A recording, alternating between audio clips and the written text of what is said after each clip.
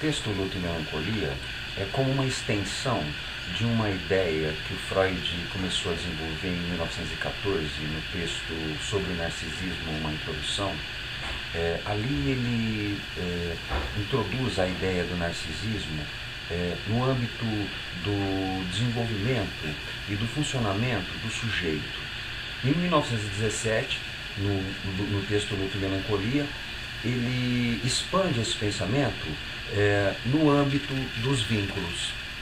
Eu vou chamar de luto o período que segue depois da perda de algo que nos é importante.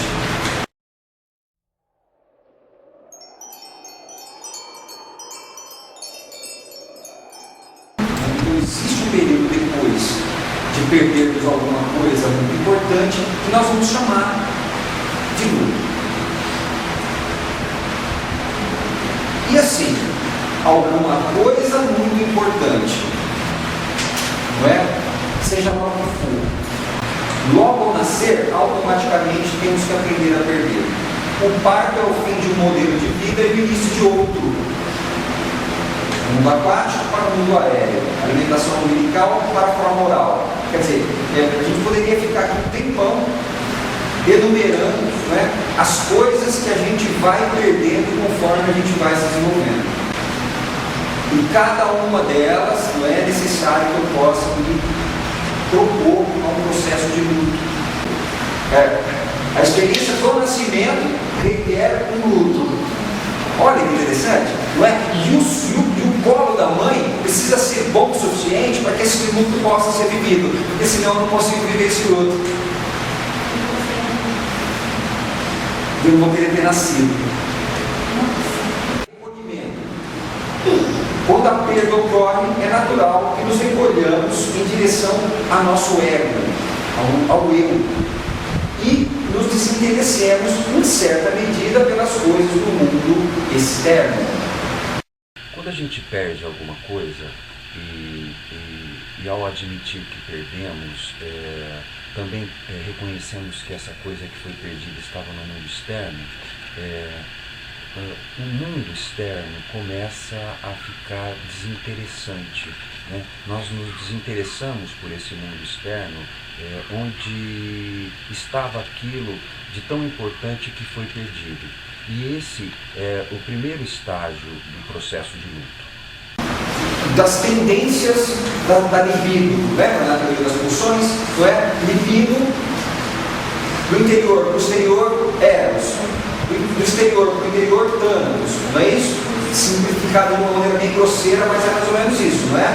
No luto, o eros nos abandona à mercê de tânatos. Nada de eros durante o luto, não é? Totalmente tânatos. Você vira um bebê chorão, não é isso? Não é? Então olha aí que interessante, né? Então talvez quando a gente perca alguma coisa, a gente reviva o primeiro luto do nascimento, né? Que é um bebê chorão. Percebe-se o perigo, a perda da segurança, admite-se o risco, recolhe-se até que retome a consciência da situação. Um período de reflexão de como será o mundo sem aquilo que se amava tanto ou mesmo julgava-se vital. Só depois disso o sujeito se vê capaz de retomar sua busca por novas ligações afetivas. Então, o luto nada mais é que a reflexão de como será o mundo sem aquilo que eu perdi. Não é? E isso, olha só, requer uma capacidade, não é? Pensar naquilo, ver diferente e aprender a viver sem aquilo. Essa é a parte mais difícil. Olharmos para dentro de nós mesmos, mas agora sem o outro. Olhar para dentro da gente, quando a gente tem um outro, é uma coisa. Agora, olhar para dentro da gente, quando a gente perdeu o outro, no entanto, a perda do objeto apresenta outro caminho paralelo. Pensemos aqui na melancolia. Olha aí a origem do nome melancolia, né? Que é literalmente bilis negra. Ou o sujeito pega a estradinha do luto, não é? Ou ele pega a estrada da melancolia. Na melancolia é comprometida a autoestima, como se dissesse, sem isso eu não consigo viver. o outro morreu e parece que levou um pedaço de mim. A proposta de pensar melancolia a partir da ideia do Freud, em 1917, ele sugere que na melancolia o sujeito, diferente do luto, tem a autoestima severamente comprometida. Não é? Então o sujeito que está num estado melancólico ou de melancolia, ele perde consideravelmente a sua autoestima. Não é? Ele consegue acreditar menos dele mesmo depois da perda do objeto. Não é? No luto, isso transcorre como um processo, onde o sujeito vai se tornando cada vez mais consciente, né, daquilo que perdeu. Não é? Assim, o Freud coloca de forma genial, não é? Assim, que no luto é o mundo que se torna pobre e vazio. Né? Na melancolia, é o próprio eu que se torna pobre e vazio. O modelo de relacionamento que pode ter um desfecho melancólico, no caso da perda, nos parece estar caracterizado de forma narcisista. O sujeito sabe quem perdeu, mas ele não sabe o que ele perdeu com esse quem. O Freud sugere que o desfecho melancólico, né, para a perda do objeto, não é característico de um tipo de vínculo narcisista.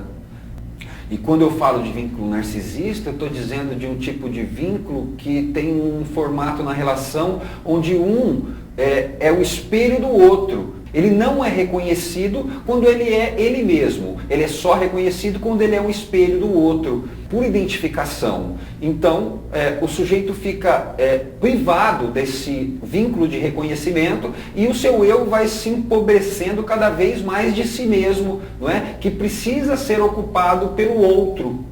Quando eu falo de luto, eu estou falando de um processo. Quando eu falo de melancolia, eu estou falando de um estado.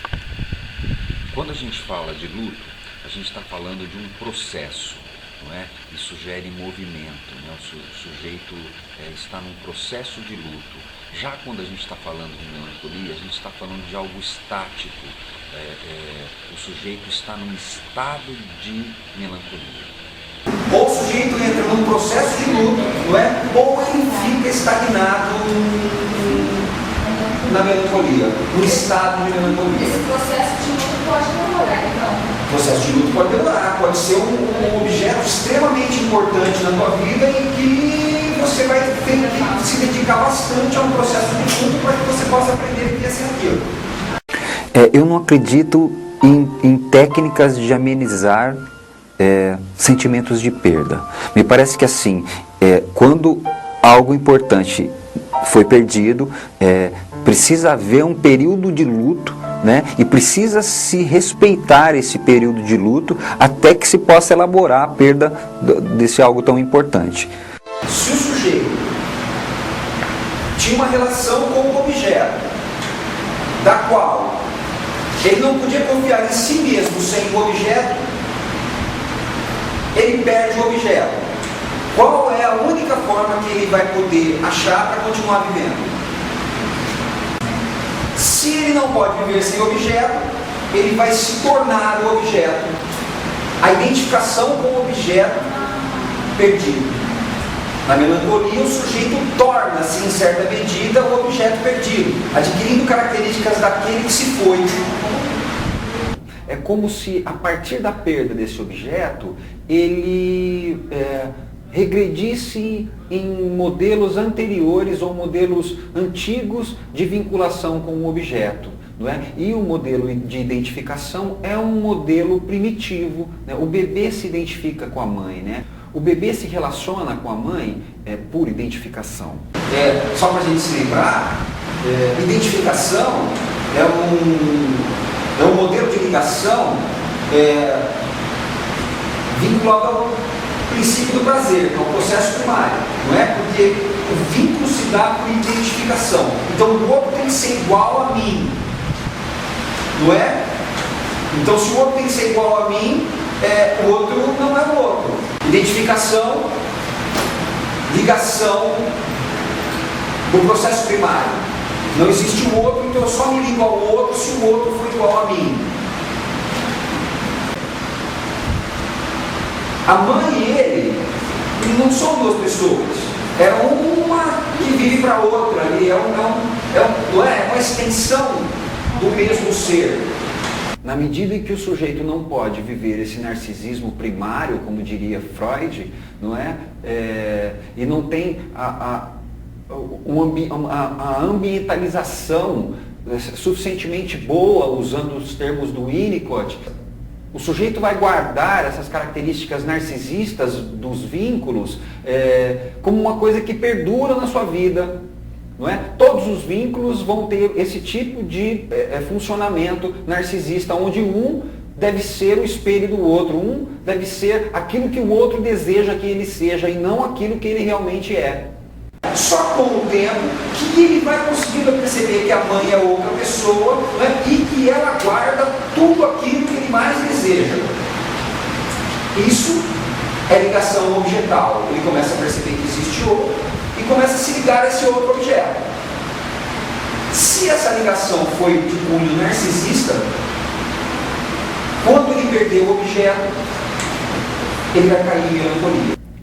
No caso da melancolia, o objeto era tão mais importante que o sujeito, que quando o objeto é perdido, o sujeito se vê obrigado a tomar características desse objeto que se foi, não é?